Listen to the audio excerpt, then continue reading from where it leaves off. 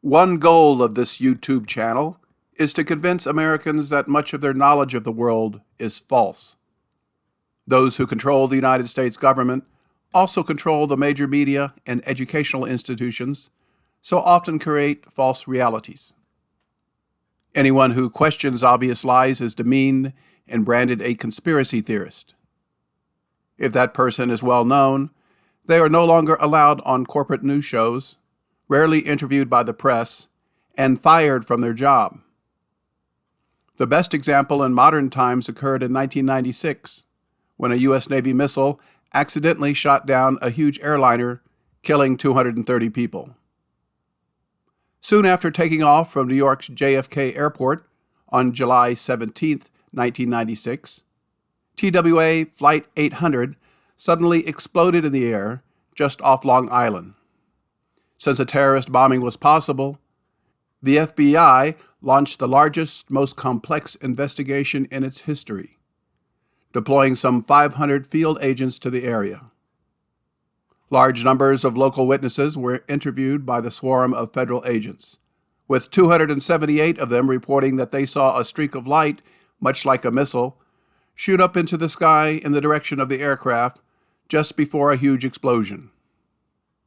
Employees at the local FAA radar installation immediately reported to the government that they had seen what appeared to be a missile closing with the airliner just before it exploded, and other installations produced similar radar records.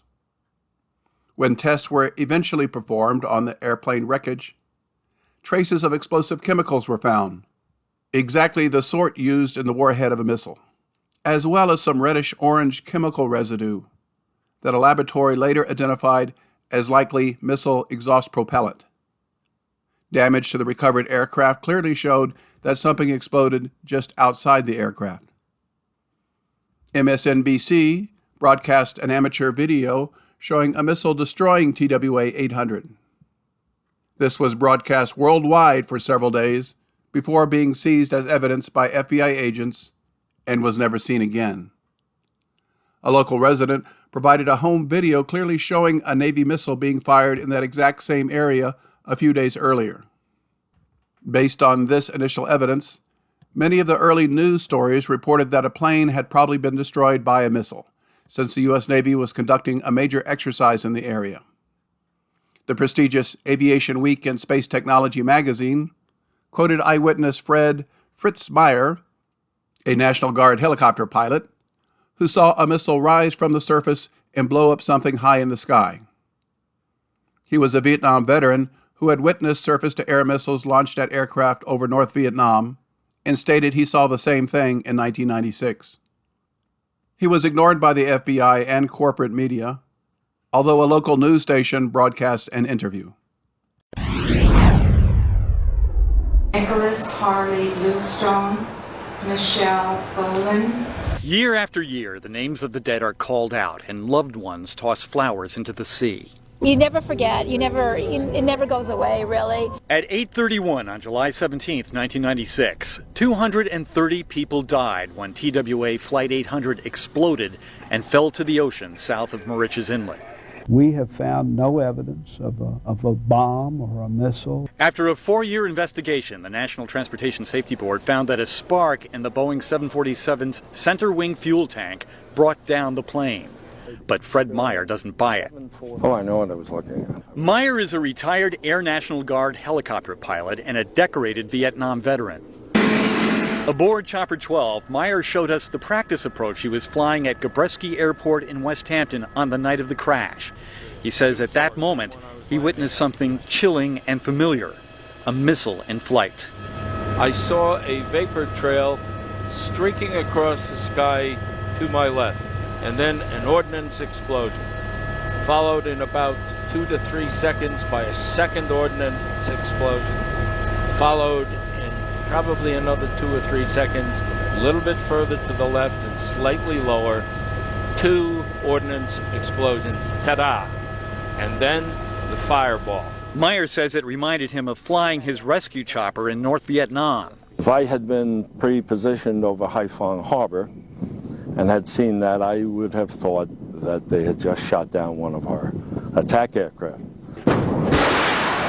Was Flight 800 downed by a terrorist missile or military accident? Is there a government cover-up?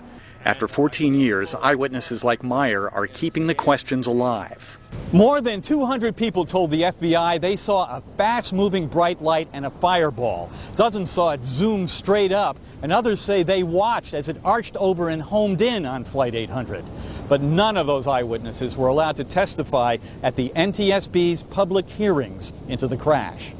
The eyewitnesses did not see a missile. Instead, the FBI released a CIA video claiming that what people actually saw was Flight 800 zooming upwards after losing its nose.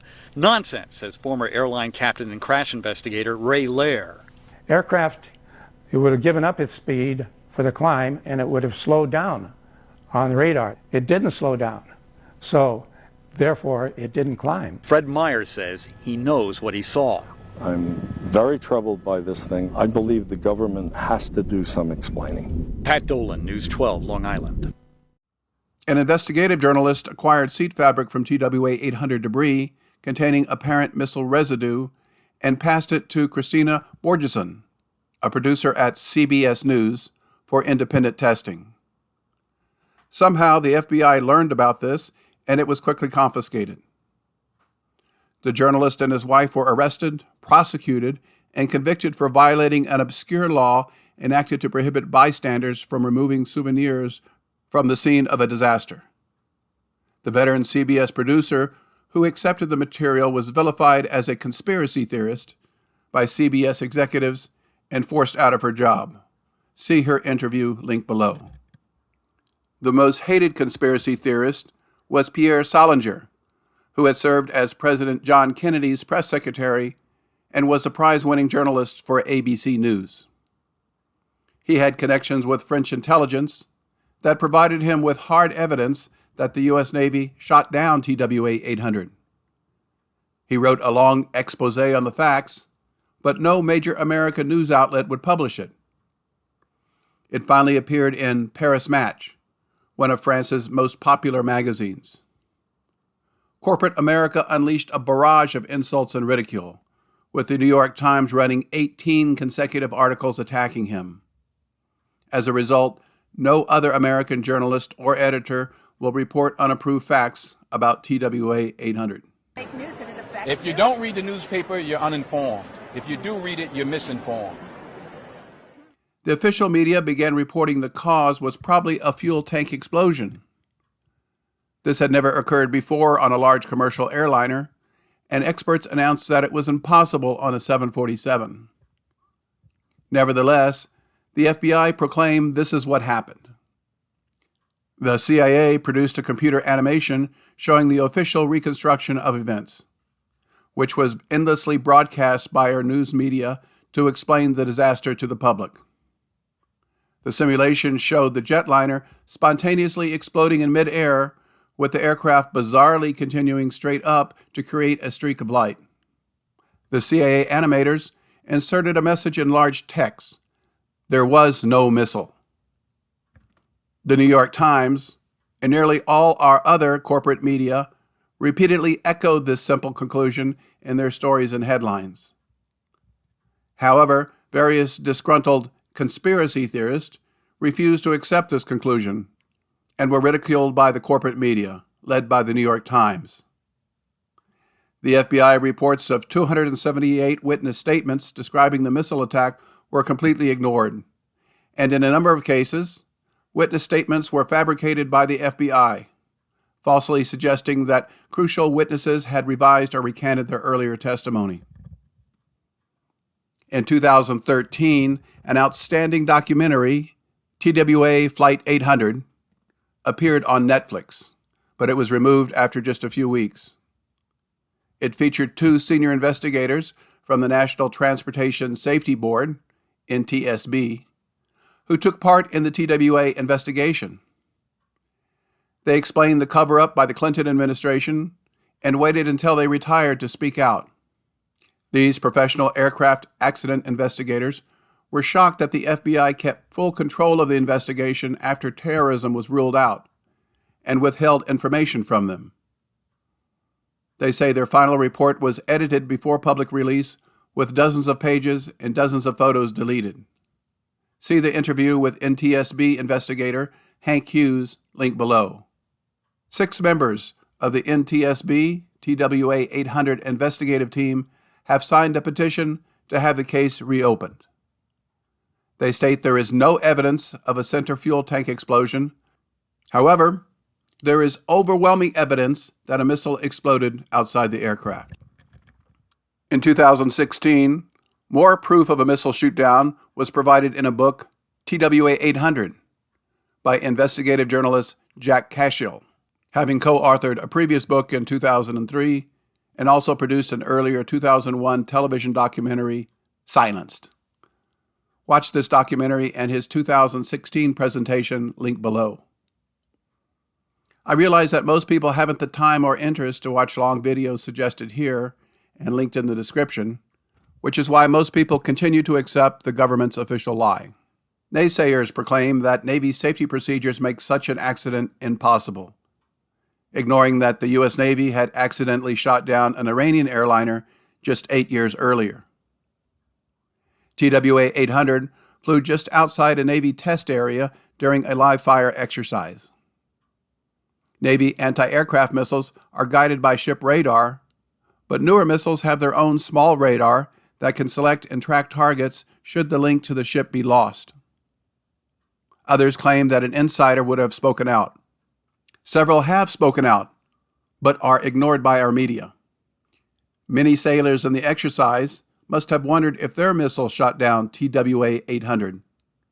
But admirals would insist their missile hit a target drone, and anyone making public statements about a classified exercise would be arrested and prosecuted. The atrocious Gestapo-like actions of the FBI to hide and alter evidence, intimidate experts, and openly bully anyone who doubted the lies about TWA 800 is frightening. The truly horrifying aspect of the incident is the tremendous ease with which our government and its lapdog media managed to suppress the reality of what had happened despite overwhelming physical evidence and hundreds of eyewitnesses. Even 26 years later, and years after the truth became apparent, anyone who writes about this cover-up is demeaned as a conspiracy theorist whose viewpoints about anything is not fit to print. The big mystery is why the Clinton administration coordinated such a massive cover-up. President Clinton's re-election campaign was underway, but he wasn't directly responsible for this accident.